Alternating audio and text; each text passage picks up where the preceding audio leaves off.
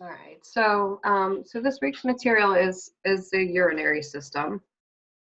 So the functions of the urinary system is going to be most people just think your kidneys, their job is to filter wastes, which is true. It's a big part of the job, but the urinary system also has a huge role in maintaining blood volume and blood pressure, and also the pH of your blood and concentration of all these different electrolytes. So there's kind of a lot involved in what your urinary system is actually doing to maintain homeostasis.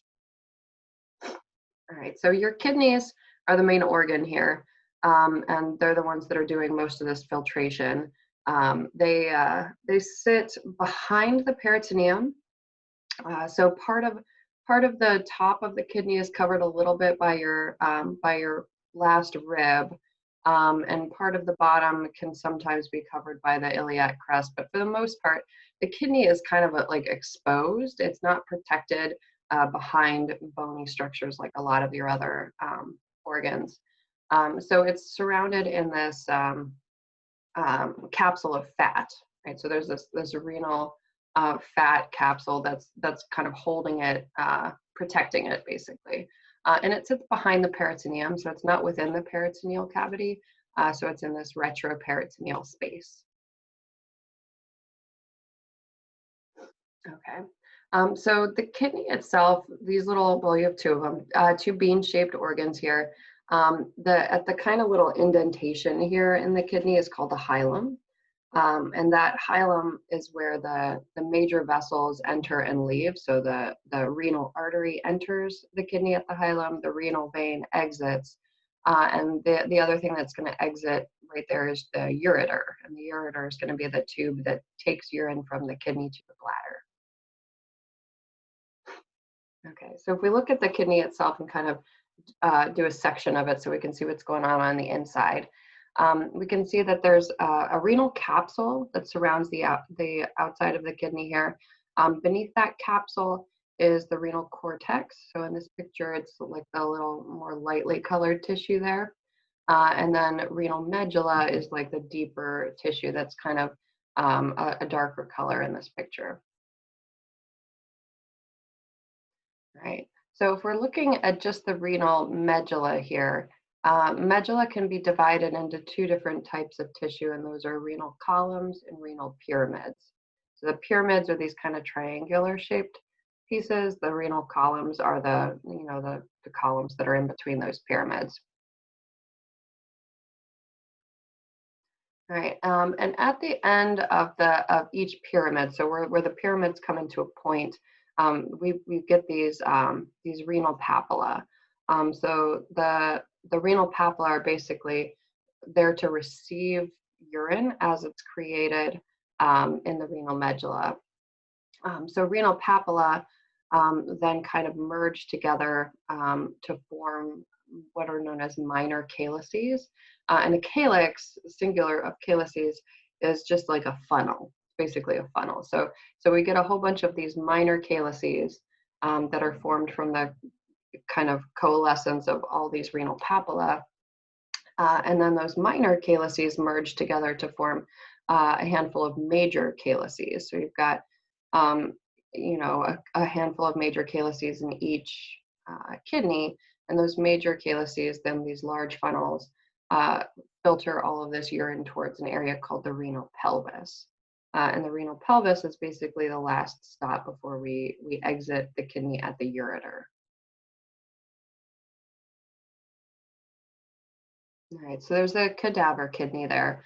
So we can see the same major structures here. So the renal capsule on the outside, renal cortex, renal medulla, and then within that renal medulla, we've got pyramids and columns.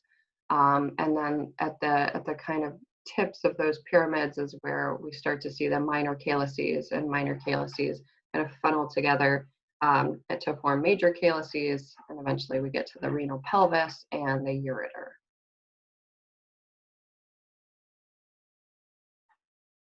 Okay, so after the urine is created and it enters the ureters, so the ureters are going to be these hollow tubes that are going to carry the urine all the way down to the bladder.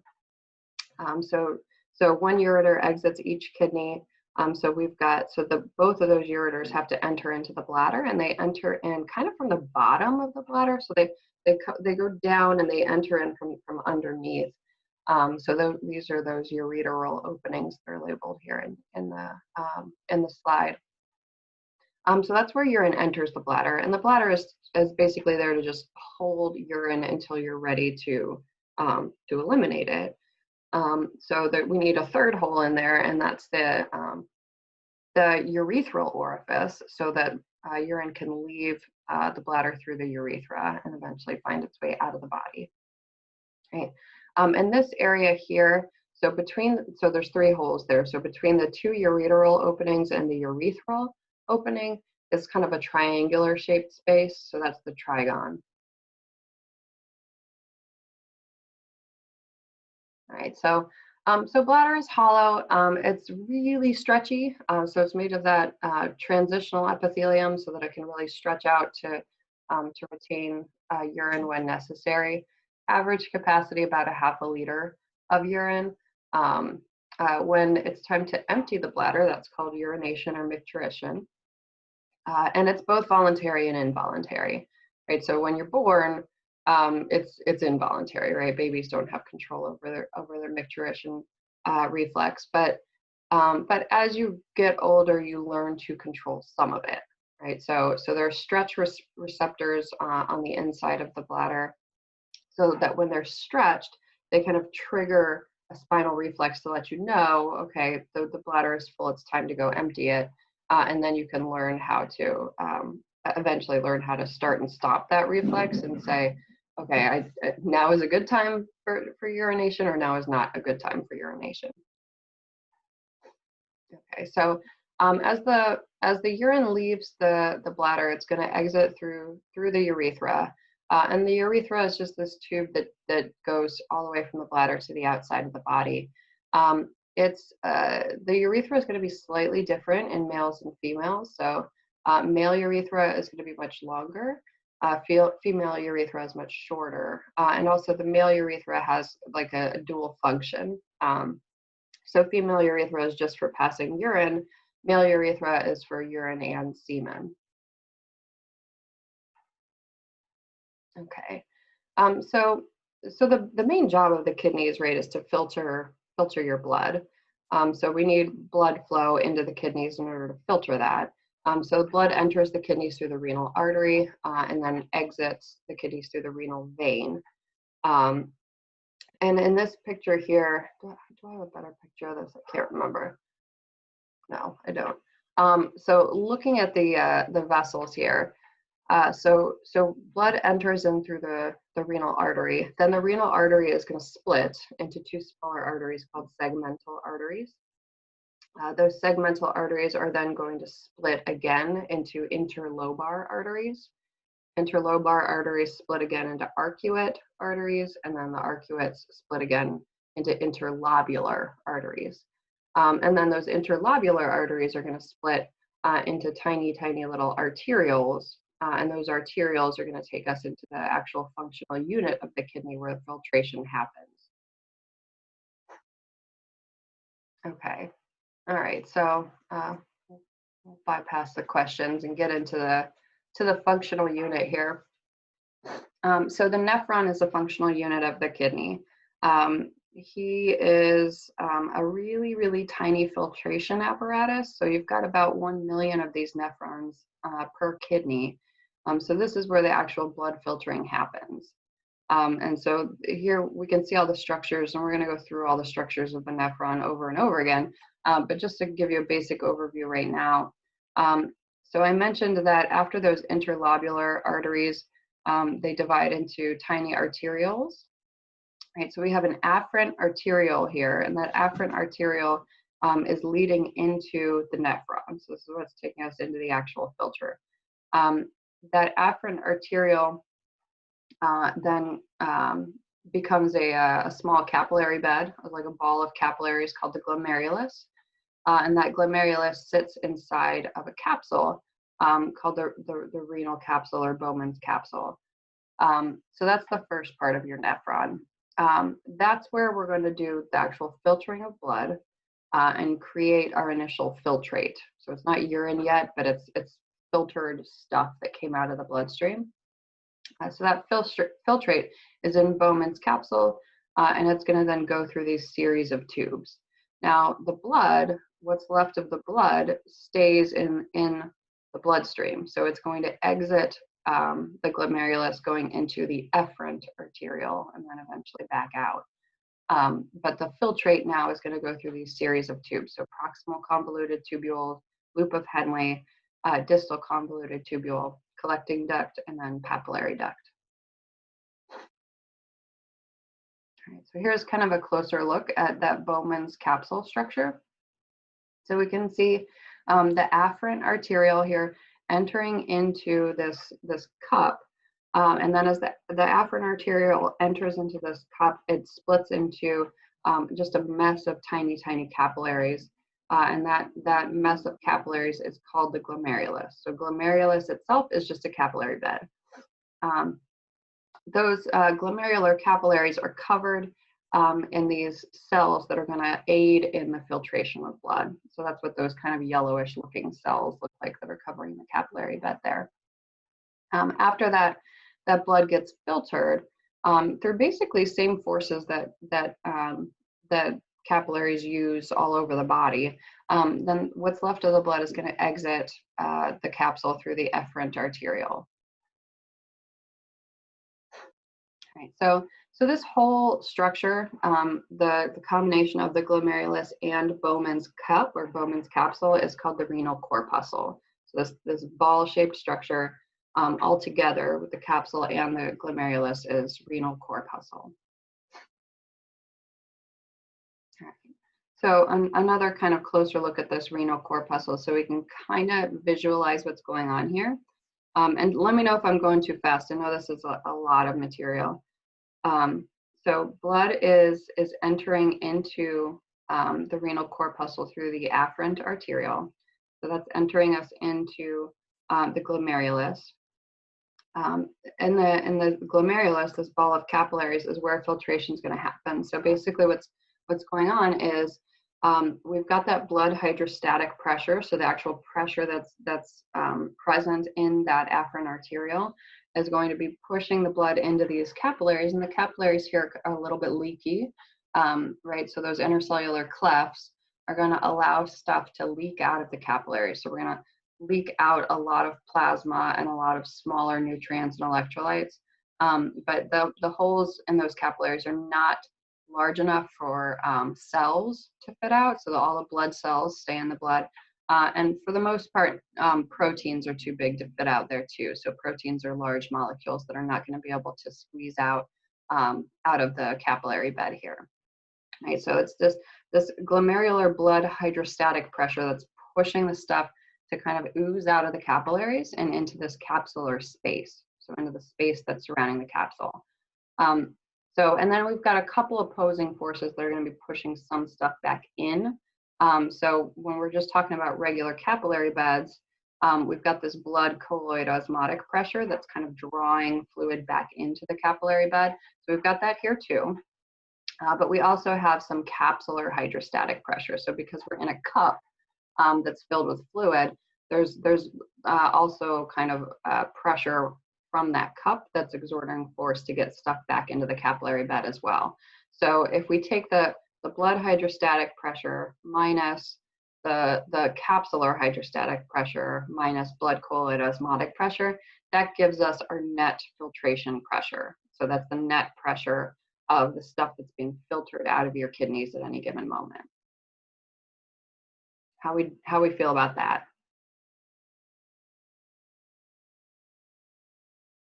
Good. Good. Excellent. Okay. All right. So as we filter this blood, and it's basically at this point that since the cells are remaining in the bloodstream, now it's kind of plasma or filtrate or filtered fluid, whatever you want to call it. That filtrate is then going to enter into a series of tubes where we're going to kind of fine tune the filtering process. So the first set of tubes that we enter is the proximal convoluted tubules, or PCT. So proximal because it's close to the glomerulus, convoluted because it's twisty, tubule because it's a little tube.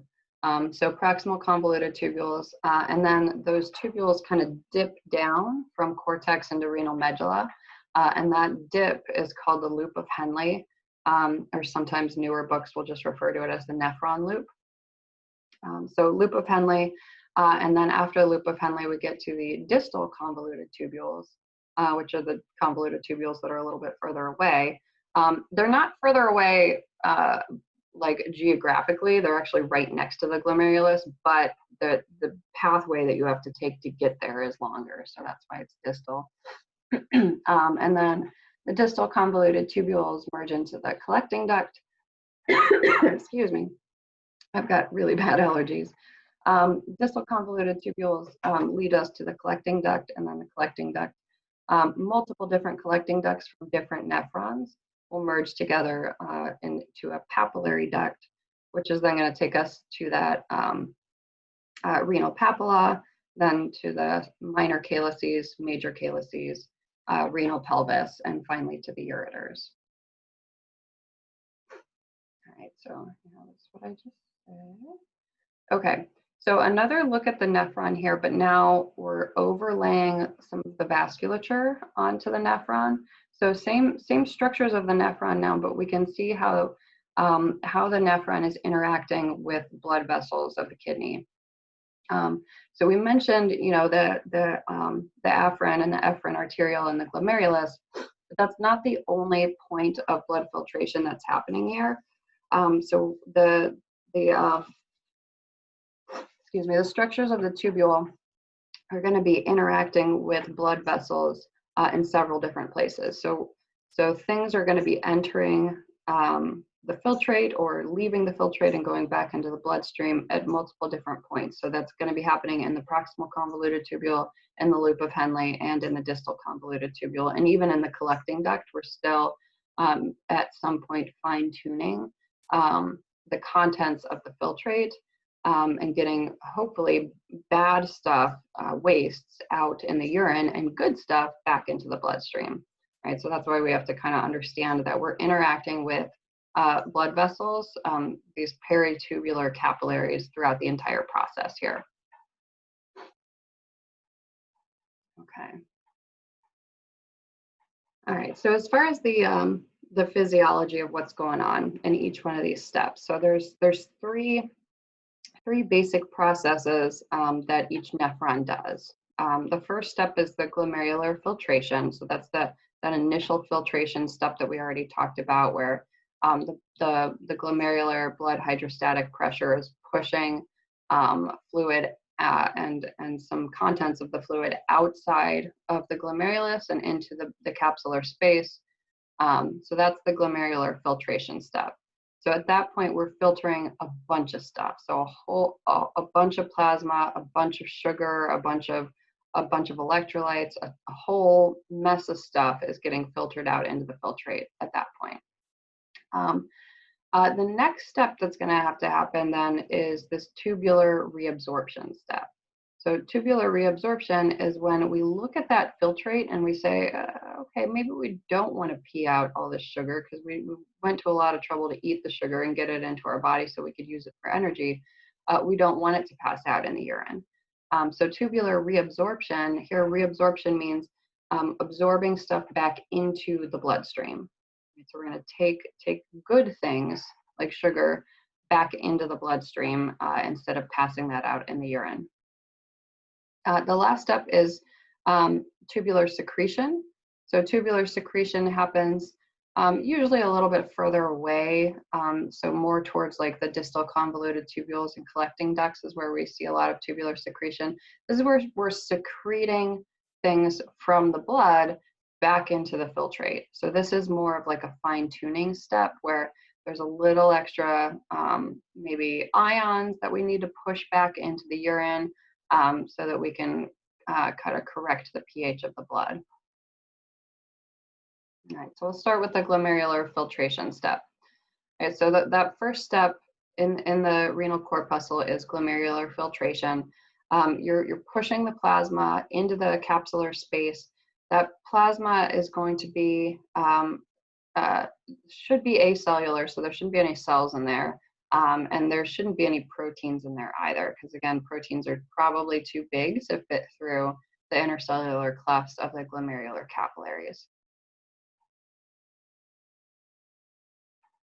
All right, so there's where glomerular filtration is happening. And we're filtering a crazy amount here. So your entire blood volume is probably filtered through your kidneys about 12 different times a day.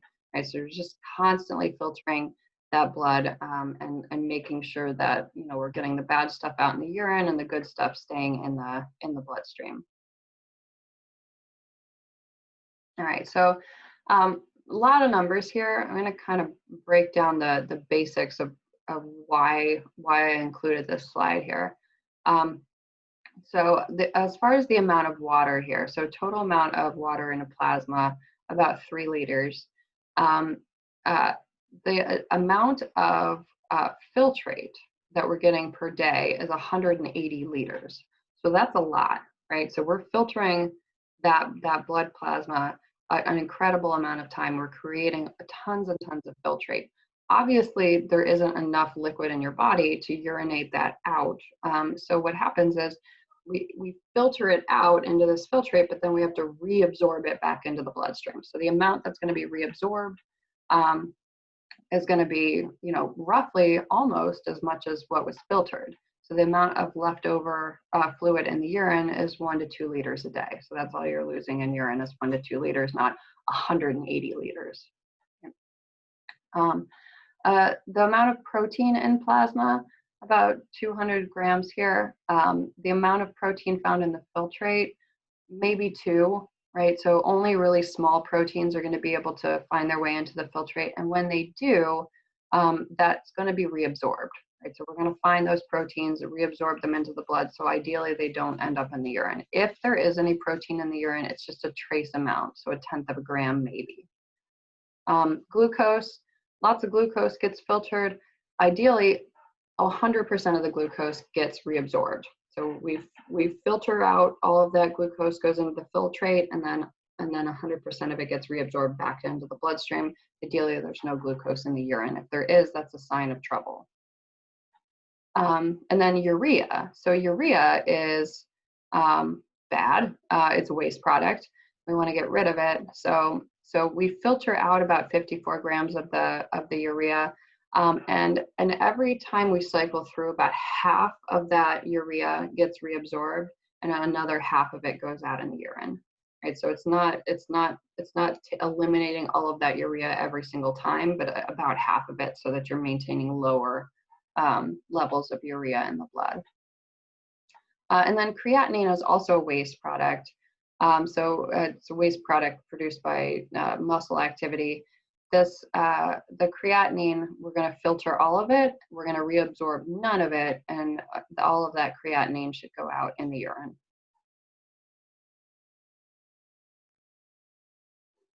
Okay. All right. So we've kind of talked this picture to death, I think, but I just want to make sure that we understand the main processes that are happening here. So the blood hydrostatic pressure is pushing this fluid out into the capsular space. There are opposing forces. So the capsular hydrostatic pressure and the blood colloid osmotic pressure are going to be kind of drawing fluid back into the capillaries. But net will have a creation of filtrate. So that net filtration pressure is what's what is creating filtrate here. Okay, so that's all happening in the glomerular filtration step, which is in the renal corpuscle. Next physiological step that's happening in the creation of urine is tubular reabsorption. So tubular reabsorption is where we're taking that good stuff and putting it back into the bloodstream. So the way that, I think I had a textbook once way back that described this process of what your kidneys are doing as like when you clean out your refrigerator. So when you clean out your refrigerator, I mean, that there obviously everyone does it in their own way, but ideally, if you're doing a really good job, when you clean out the refrigerator, you're going to take every single thing out of the fridge and put it on the counter. And then you're going to put the good stuff back into the fridge, leave the bad stuff out, right? And so the glomerular filtration step is the step where we take everything out of the fridge. The tubular reabsorption step is where we start putting good things back into the fridge, right? So that milk's still good, let's put it back in. That whatever is still good, let's put it back into the fridge. Right, so that's tubular reabsorption, where we find that whatever was good that we accidentally filtered out, put it back into the fridge because we want to keep it, put it back into the bloodstream because we need that. Right, so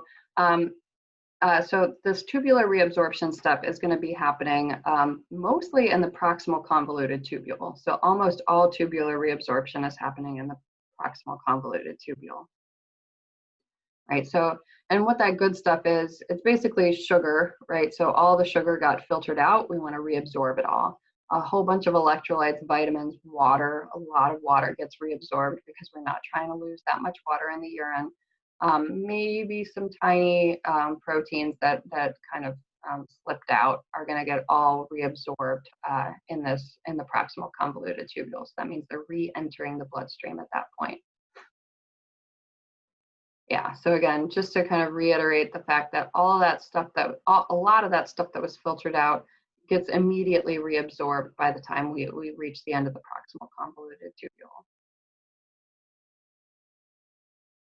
Okay. Your kidneys they do a really good job of filtering your blood, obviously, but they have their limits. So the limits of what the kidneys are able to filter per unit time is called the renal threshold.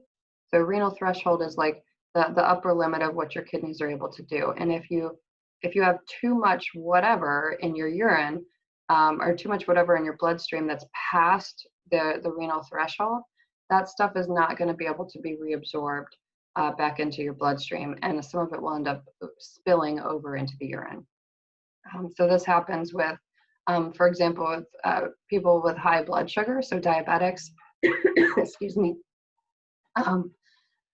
If the blood glucose levels go above roughly about 200 milligrams per deciliter, that's going to exceed the renal threshold for reabsorption of glucose, which means that that additional glucose is going to start spilling out into the urine. Right? It's just not, your kidneys can't keep up with all of that sugar in the bloodstream, so some of it just ends up going out in the urine. Okay, so that's the reabsorption step. The last step here is tubular secretion. So in this context, secretion means movement from the blood back into the filtrate.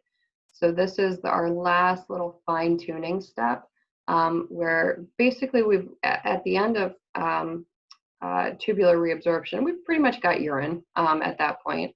But now we're going to really look at the contents of that urine and the contents of the blood, and make sure that this is where we're doing the hard work of controlling blood pH, and in some context controlling blood volume here. So a lot of what's happening in tubular secretion, which is some of it's happening in the PCT, but most of this is happening in the distal convoluted tubule and collecting ducts. This is going to be active transport. So before, a lot of this was just passive processes. Now this is going to be an active transport process that's going to move particular ions back and forth. So we're going to be moving hydrogen ions, we're going to be moving ammonium ions, and we're going to be doing that based on the blood pH. So for example, if the blood is a little bit too acidic, the kidneys can control that by secreting, in this tubular secretion step, secreting more hydrogen ions into the urine, right? So you just, if the blood's too acidic, pee out a little bit more hydrogen ions. And then we can do the reverse and conserve bicarbonate ions to maintain alkalinity of the blood. Okay. So we've talked about blood pH before. I think we covered it. We should have covered it when we talked about the respiratory system. How your lungs help maintain blood pH, and they do it by controlling CO2 volume in the blood, or CO2 concentration in the blood. So the more carbon dioxide you have in your blood, the more acidic your blood is. So your lungs have a really quick way of adjusting blood pH. So if your blood pH starts to get acidic, your lungs can compensate for that by hyperventilating, right? And you can start to push out more CO2. And as you push out more CO2, that's going to raise the blood pH back into homeostasis. So the lungs can kind of correct pH of the blood pretty rapidly. The kidneys can correct blood pH too. It takes a little bit longer just because of the nature of what the kidneys are doing. So if your blood pH is a little bit acidic, the kidneys will try to eliminate hydrogen ions and ammonium ions and conserve bicarbonate, which is an alkaline substance. And that's going to also help correct the blood pH, but it does take a little bit longer, right? So, and this concept is going to be kind of important when you guys go to do your last, not your last, but your next, excuse me, writing assignment. So it's going to get into comparing the way that these different organ systems help maintain the pH of the blood. And so it's mainly lungs and kidneys, but then you also have, remember, you have got a buffer system in your bloodstream, right? So those kind of the buffers that help maintain pH directly in the bloodstream itself. And then there's a little bit of digestive involvement here too, because remember, a lot of the acid in your body is located in your stomach in the form of hydrochloric acid. Okay. All right, so in terms of the hormone involvement here, so kidneys or your urinary system is also kind of really important in maintaining blood pressure and blood volume. And a lot of that control is going to happen through hormones, right? So these hormones listed here should look pretty familiar. We've obviously been talking about them since week 1 when we covered the endocrine system. But now we're going to kind of put them in the context of your urinary system.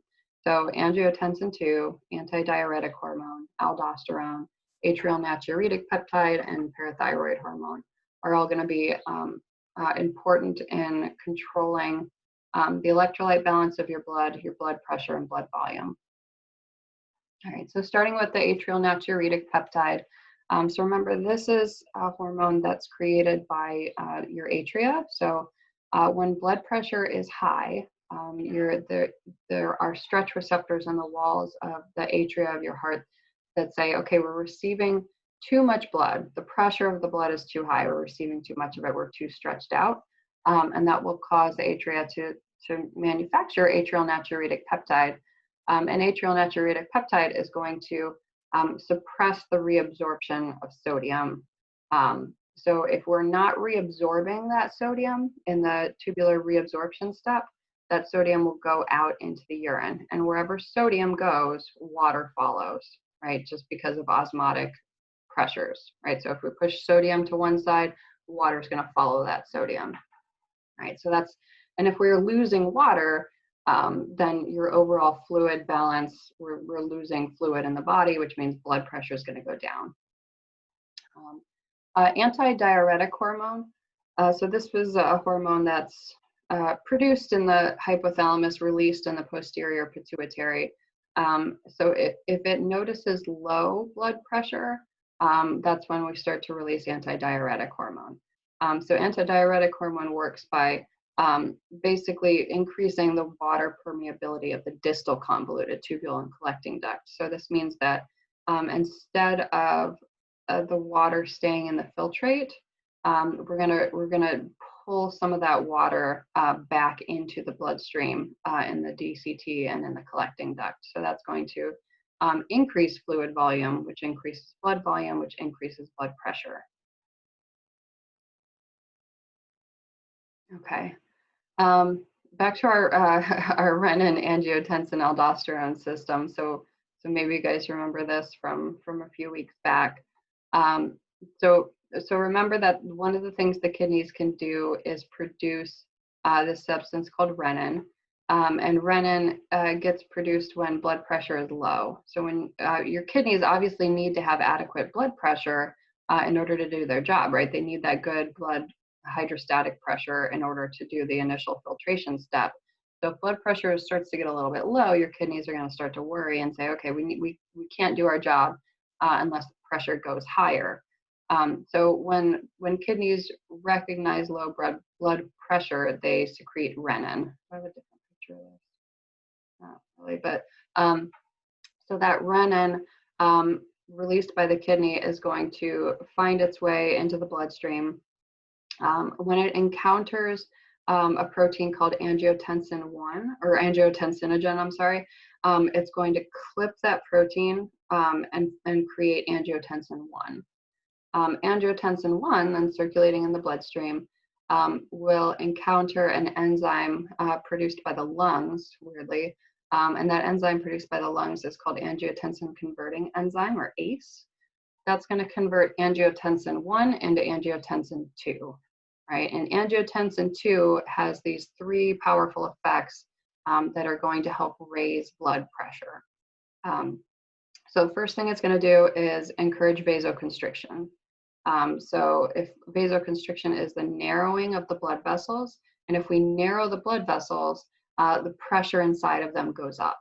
Right? So we can just trigger the smooth muscle that's lining those vessels to narrow, and that's going to increase the blood pressure. We can also, or angiotensin also works to increase the blood volume by increasing the reabsorption of water. So just sucking some of that water back in the PCT, so in the tubular reabsorption step. And the last thing it's going to do is trigger the release of aldosterone. And remember that aldosterone is one of those hormones that is produced in the adrenal cortex that helps control electrolyte balance in your body. And so as aldosterone functions to increase electrolytes, water will follow those electrolytes. Right. So in the basic way that aldosterone works is that it's going to be basically creating more permeability in the distal convoluted tubule. And that distal convoluted tubule will then cause the reabsorption of sodium and chloride. So, and we're going to encourage, we're going to encourage the movement of potassium ions out. So this movement of ions, which are electrolytes, is going to draw more water back into the bloodstream and concentrate the urine, right? So the urine will have less watery, more concentrated urine, and the water goes back into the bloodstream, and that's going to increase blood pressure eventually. All right, so there's your whole renin, angiotensin, aldosterone system there. So again, we've got low blood pressure. If blood pressure is low, the kidneys will notice this. So it's actually these cells here called the juxtaglomerular apparatus. So cells that are near the glomerulus that are able to determine blood pressure. And when they determine it's low, they secrete the renin. The renin is going to convert angiotensinogen into angiotensin 1. ACE from the lungs will convert angiotensin 1 to angiotensin 2. And then angiotensin 2 is going to stimulate all 3 of those things that are going to encourage increased blood pressure. So going to encourage vasoconstriction, going to encourage the water reabsorption and the PCT, and also encourage the sodium and chloride reabsorption later in the tubules so that we can increase blood volume. Okay. So because the the contents of the urine are so tied to so many levels of your homeostasis, we can learn a lot from looking at your urine, right? So urinalysis is just looking at the contents of the urine to see what's in there, to make sure that what should be in there is in there and that things that shouldn't be in there are not in there. Right, so most of urine should be water, right? So it should be about 95% water, and then there should be a bunch of dissolved solutes in there, and those solutes should be basically wastes. and not nutrients, right? So at this point, we don't want to see proteins, we don't want to see glucose, we definitely don't want to see cells. Any kind of presence of blood cells is going to indicate that something's wrong. So we're looking to make sure that the urine contains the wastes and not the nutrients or the cells. All right, so we can look directly at the urine to see its contents. We can also look at the blood, right? Because the urine is filtrate from the blood to determine kidney function. So two main blood tests here that we can look at are the blood urea nitrogen and the serum creatinine. So blood urea nitrogen is looking for those nitrogenous wastes, the ammonia ions. So if you can remember back to like probably talked about it in digestive, how protein catabolism, so breaking down of proteins, creates these nitrogenous wastes. And those nitrogenous wastes then get filtered out and they get converted into urea, and that goes out in the urine. So if the kidneys aren't working right, then you've got too much urea in the blood. So blood urea nitrogen is looking for those nitrogenous containing urea compounds in the blood. And if they're too high, that means kidneys aren't working right. Then creatinine, we mentioned, was a byproduct of muscle activity, so skeletal muscle activity. And again, it's a waste product that needs to pass out in the urine. So there are certain allowable levels of it in the blood as it's making its way out to the urine. But at any increased level of that creatinine in your blood serum indicates that there's some problem with the kidneys. Okay. A little bit of terminology here. So as you guys kind of come across these terms when you're reading through. So, you'll note that there's kind of like a root here. So when you see that URIA, that's urine. We're referring to urine. So hematuria is blood loss in the urine. Glucosuria is loss of glucose in the urine. Nocturia means you're urinating excessively at night. Dysuria means painful urination.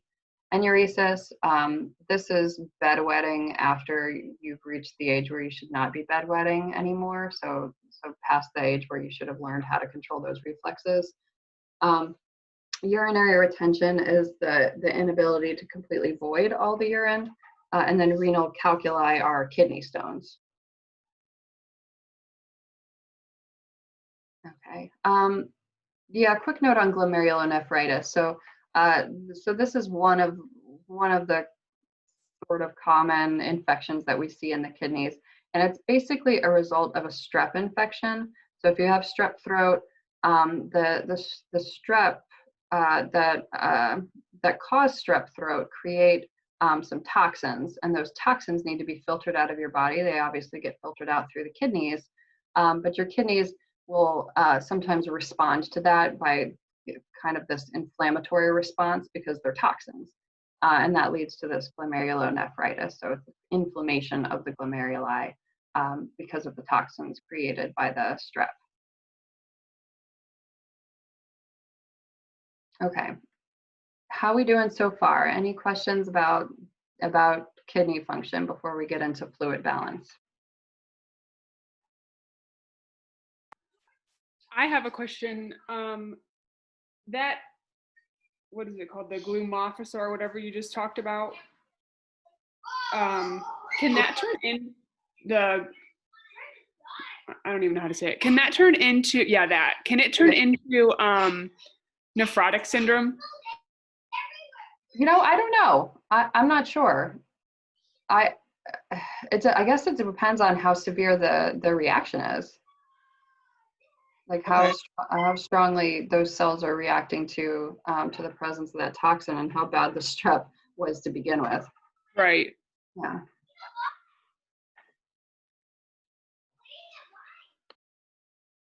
Any other questions? All right, and we'll get into fluid balance. So the main concept here for fluid balance is that your body's mostly water, and we just keep that water in different compartments, right? So you've got water that's in your blood vessels, water that's in your lymphatic vessels, water that's inside your cells, outside your cells in the interstitial space, water everywhere. And we just have to kind of maintain that water balance in the right quantities in the right places. And the amount of your body that is water is going to be variable depending on your age, your sex, body size, and things like that. So babies tend to be just chock full of water, and by the time you reach old age, you kind of dry out a little bit and you don't hold as much water. All right, so the way that we kind of divide up the fluids here, so if we look at 100% of the water in your body, 2/3 of it is going to be intracellular. So that means inside the cells, in the form of the cytosol and whatever is going on inside the cells. 1/3 of it is going to be extracellular fluid, and that extracellular fluid we can further divide into, it's either going to be interstitial fluid, so just the fluid of the tissues that the cells are sitting in, or intravascular, so inside actual vessels. Yeah, so that extracellular fluid, we're going to be dividing in between the interstitial fluid and the intravascular fluid. And the intravascular is going to be, that accounts for all of the fluid that's in your blood, all the fluid that's in your lymphatic vessels, and then some other kind of weird small amounts of fluid that you find, like synovial fluid in your joints, the humors, vitreous and aqueous humors of your eyeballs, endolymph and perilymph of your ears, and things like that. All right, so most fluid is taken in through drinking, right? So drinking water. You do take in some fluid by eating food, right? So your food, most of the food you eat isn't totally dry, right? There's water content there. So for the total amount of water you take in every day, probably about 2,300 milliliters. And then if we're looking at this, so in the water gain chart here on the left-hand side, ingested liquids, ingested foods, and then metabolic water. Metabolic water refers to the water that's created as a byproduct of cellular respiration. So remember, your cellular respiration equation is glucose plus oxygen yields carbon dioxide, ATP, and water. Right? So you're actually making some of your own water. So about 200 mils a day. So if that's what you take in, then ideally we want to lose roughly the same amount so that we can maintain balance here. So most of your water loss, fluid loss, is through the kidneys, so just through urine. But you also lose a good deal of water through your skin, so just evaporation of sweat, and from your lungs as well, right? So the air that you exhale is not dry. It's got water vapor in it. So there's a little bit of fluid that way, and then a little bit of fluid in the feces as well, because the feces are not totally dry. Okay, so as far as maintaining fluid balance goes here, it can be a little bit convoluted, but one of the first things that's going to happen, so if you notice or if you become dehydrated, a few things are going to happen immediately. One, if you're dehydrated, you're going to be producing less saliva, right? Because we need water to make saliva. So your mouth is going to feel dry. Another thing that's going to happen is the osmolarity of the blood, so the concentration of the blood gets thicker, right? Because there's not as much water in the blood anymore. So all those dissolved things, the formed elements and the dissolved solids of the blood, makes the blood a little bit thicker. And also, because we're losing water, then the overall volume of blood is less, right? There's just not as much volume there, right? So all three of these things are going to trigger your hypothalamus to tell you that you're thirsty. So remember, the hypothalamus is the part of your brain that's intimately involved in maintaining homeostasis. So when it notices that there's a problem here, that your mouth is dry, that your blood is thick, and that there's not as much blood as there used to be, then we can start to trigger the hypothalamus to tell you you're thirsty. And then as you get thirsty, hopefully you will be able to drink some water to relieve that thirst. Right, so for the most part, like, this is happening all the time, and you don't even really get to the point where you're dehydrated without knowing it. Your hypothalamus keeps you drinking water. so that you don't get to the point of dehydration. But sometimes dehydration can occur more rapidly, and that's when it gets worrisome. So excessive exercise in hot weather, so a lot of sweating will encourage a lot of water loss. Things like diarrhea and vomiting are going to encourage a lot of water loss and put you at risk for dehydration. And then for people that are maybe elderly, where the elderly have kind of less water to begin with, so they're they're closer to their threshold of dehydration to begin with, so it's more a delicate balance there. And also the people who are confused, have kind of mental challenges, might kind of impair this thirst response. So not realizing that you're thirsty and time to drink water. And infants are they need a whole bunch of water all the time, and they're also really bad at getting up and getting themselves a glass of water. Okay. All right, so we talked about these hormones last time, hormones that are kind of controlling the movement of electrolytes, so particularly sodium and chloride. And so the main ones that are in control of salt are angiotensin 2, aldosterone, and atrial natriuretic peptide. And these, they don't all have the same action, right? So angiotensin 2 and aldosterone promote reabsorption of salt.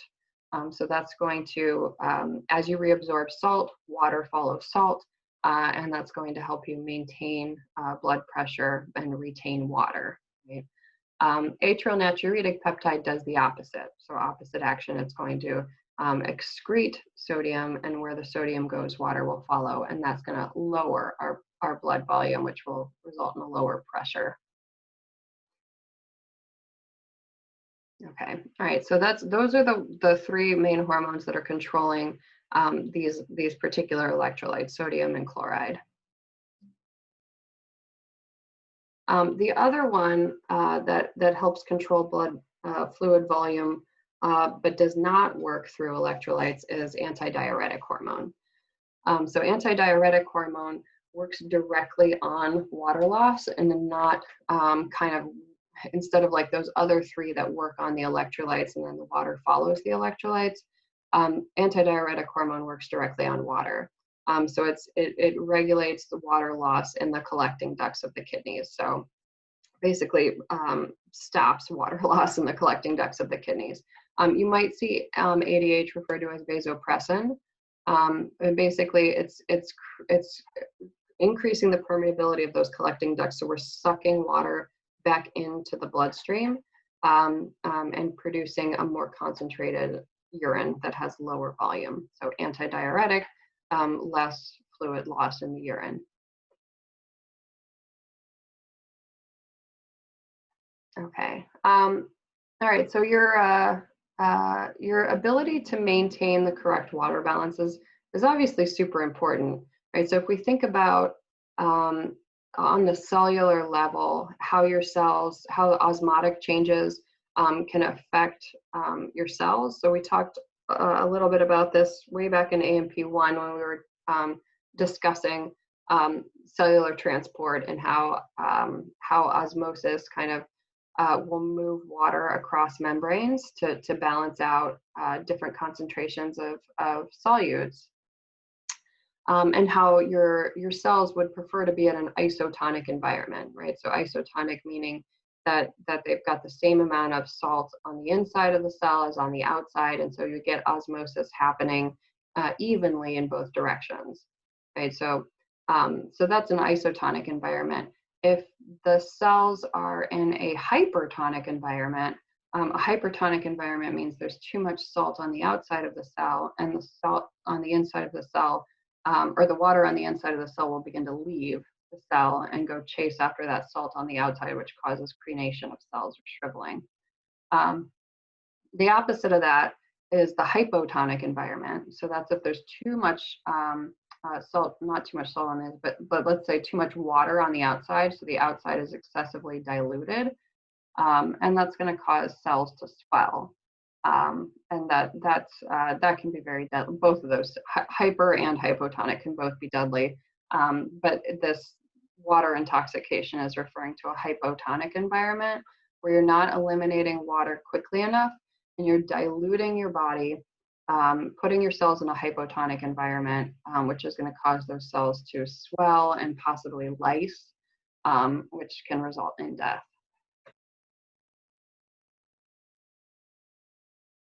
Okay. All right. So yeah, we've been talking a lot about these electrolytes. Electrolytes are just ions.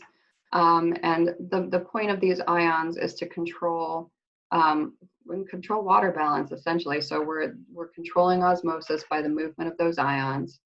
So if we can move ions back and forth through ion channels in the cell.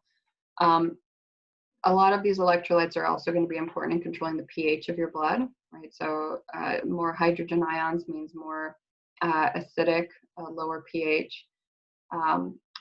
We also need these ions for, we talked a lot about this in context of like muscle contraction and nerve impulses, action potentials, all has to do with the movement of ions, right? And creating that resting membrane potential by pumping ions from one side of the cell to the other. So we obviously need the correct balance of these ions in order to be able to get muscle contraction to happen and to get action potentials to happen. And then some small metal ions act as cofactors for your enzymes.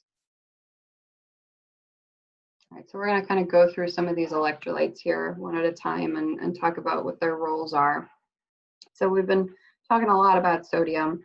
Obviously, sodium is a really important ion. It's the most common one in your extracellular fluid, and it plays a huge role in water balance because of the way that water likes to follow sodium wherever it goes. And sodium is going to be controlled by those three hormones, right? Aldosterone, ANP, and angiotensin. If you've got low sodium levels, that's hyponatremia. If you've got high levels, that's hypernatremia. So, and then it's just hypo and hyper, meaning low and high. Anytime you see that NAT root, that refers to salt, and then emia is in the blood. Okay, chloride is the most abundant anion or negative ion in extracellular fluid. And a lot of times chloride just goes along with sodium, so we see them working together a lot of times. But you do have a lot of chloride also in your stomach in the form of hydrochloric acid. So that's contributing to the acidity of the stomach. ADH helps to regulate chloride ions. And again, chloride goes along with sodium in a lot of cases, so we see those two ions pair up. Okay, potassium.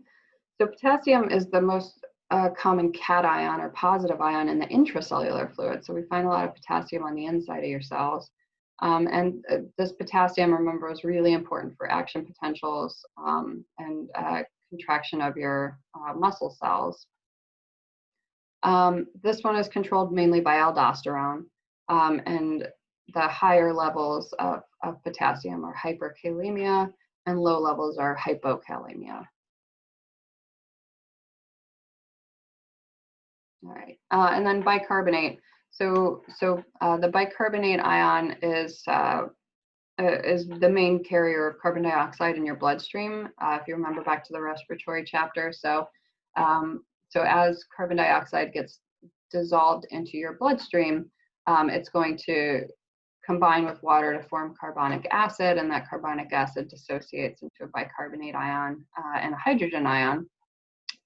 So we've got a lot of this bicarbonate flowing through your blood, and that's just the basic way that the carbon dioxide travels until it reaches the lungs, and then you exhale it.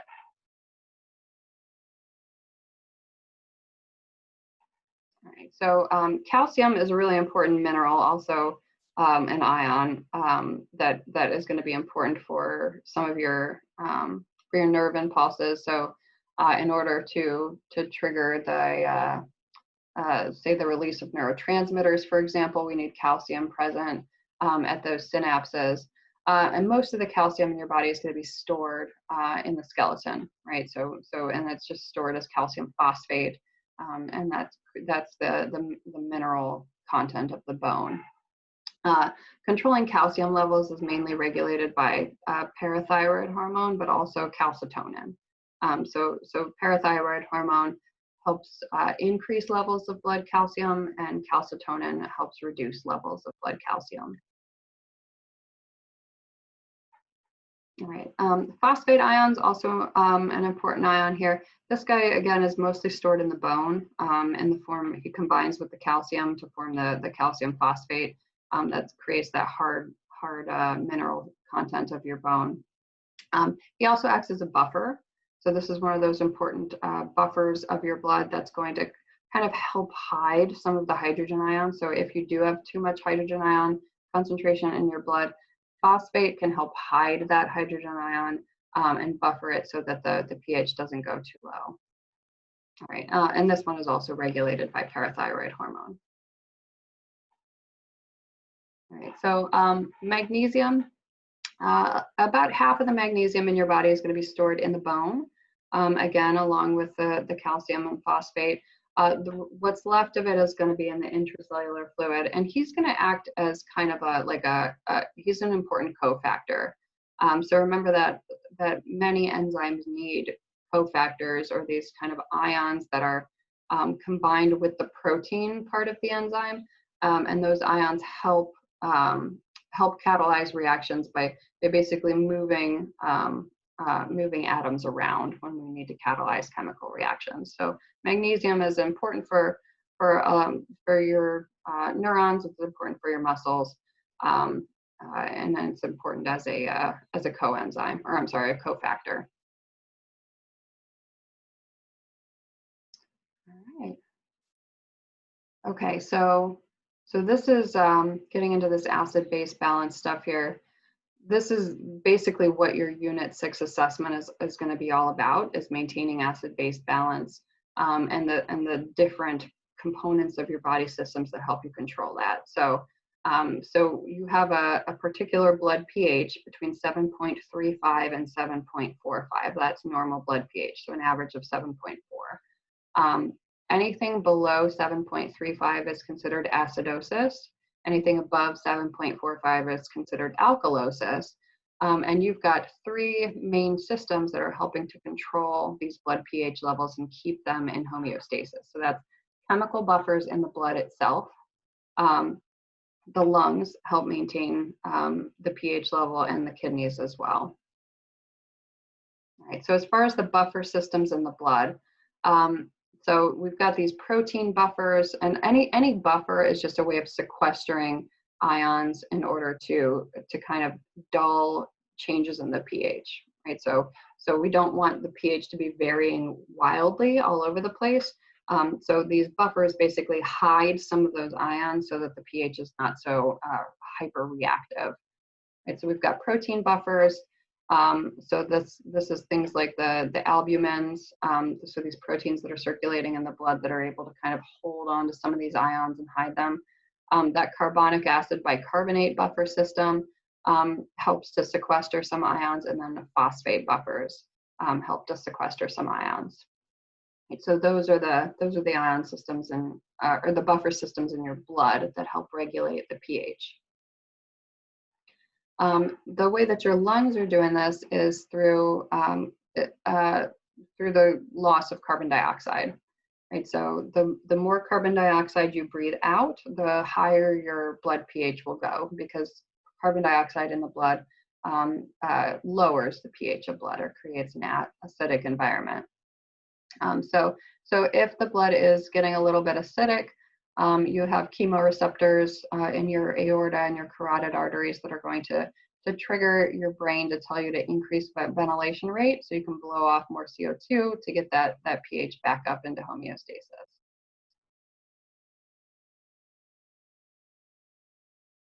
Right. And the last way that we regulate blood pH is through the kidneys. Again, this kidney regulation of pH is a little bit slower, so your lungs can start exhaling a ton of carbon dioxide really fast as a way of compensating for low blood pH. But if your blood is, or if your kidneys are trying to account for this, they can excrete more hydrogen ions. So we can in the secretion phase of the production of urine. We can push more hydrogen ions into the urine and create very acidic urine. But that takes a little bit longer than what the lungs can do. All right, so acidosis is just any pH that's below 7.35. And the symptoms of acidosis are going to be this kind of overall depression of the central nervous system. So you're going to get a little bit disoriented, a little bit clumsy, and then possibly comatose. So that's what acidosis looks like, is it's overall kind of depressant.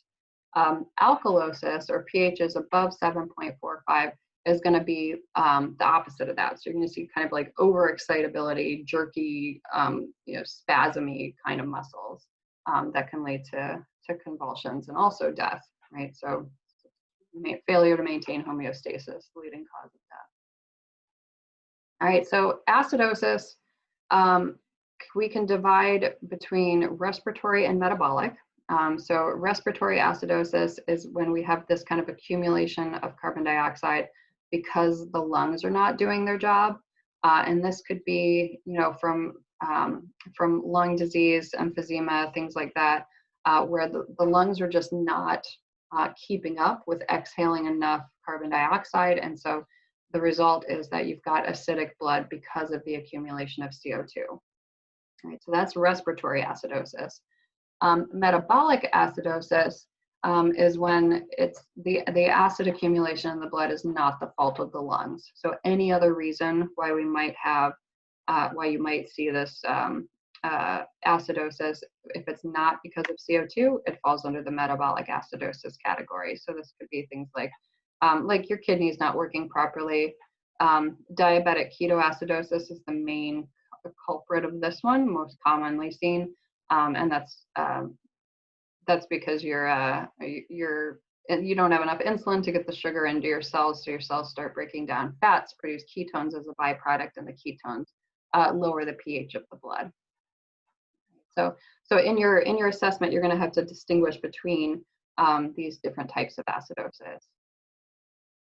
And then alkalosis, on the other hand, so we can also divide that into respiratory or metabolic. So respiratory acidosis is when we're exhaling too much CO2. And this is usually just a result of hyperventilation, and that hyperventilation can be from, a lot of times it's just from anxiety. So hyperventilating as a result of anxiety causes you to blow off too much CO2. As you blow off too much CO2, the blood pH goes up. And then metabolic acidosis, again, alkalosis is when you have you're losing acid not through your breath, right? So not because of loss of CO2, but because you're losing acids through other ways, and that can be vomiting. So remember, a lot of your acid is stored in your stomach. So if you're vomiting, you're going to be losing a lot of stomach acid. If you overdose on antacids, that'll do it too. And then just some types of severe dehydration can result in metabolic alkalosis. Okay. All right, did we do it?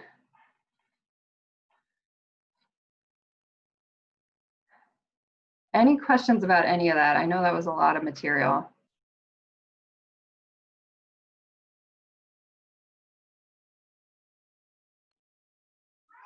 I don't have any.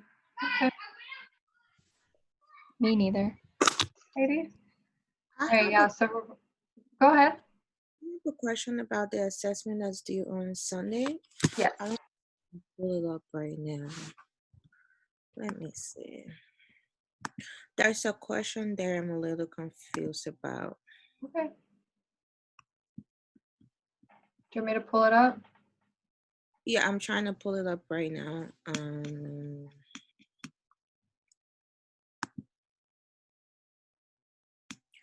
Okay, so I think it's the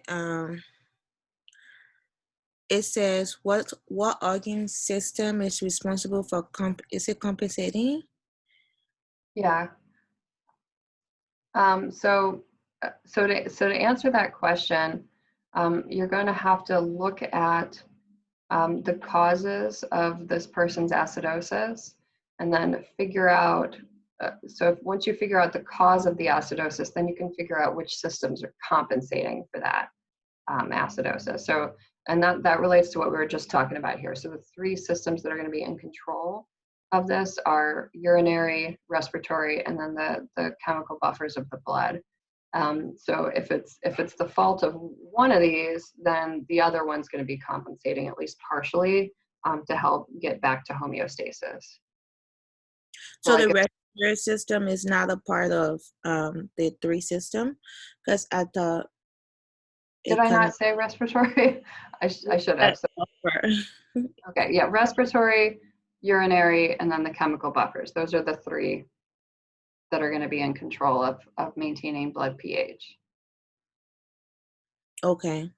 So another one, the 3 types of acid-base imbalance, would it be like ketoacidosis, like those kind, or is it something different? So it says the 3 causes of acid-base imbalance. I was thinking like maybe it was like the ketoacidosis or like the alkalosis, but that's not the cause though. That's the. Let me look up the exact question here because I don't want to give you the wrong answer. It's the assessment that's due on Sunday. Okay, I'm pulling it up right now.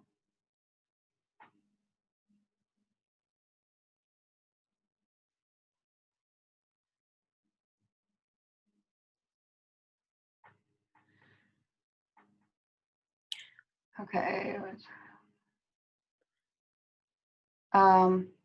Oh, okay. So 3 common causes of, so once you figure out what's going on with Henry here, like what his particular acid-base imbalance is, so figure out if it's, first, whether it's alkalosis or acidosis, and then once you figure out if it's respiratory or metabolic.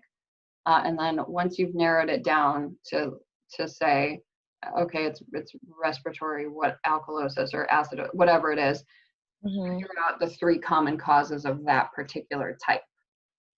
Okay. All right. That's what I was confused about. Thank you. Yeah. Yeah, good question. All right. Any other questions? All right, you guys. You have a wonderful rest of your day. You too. Thank you. Thank you. Talk to you later. Thanks. Bye. Bye.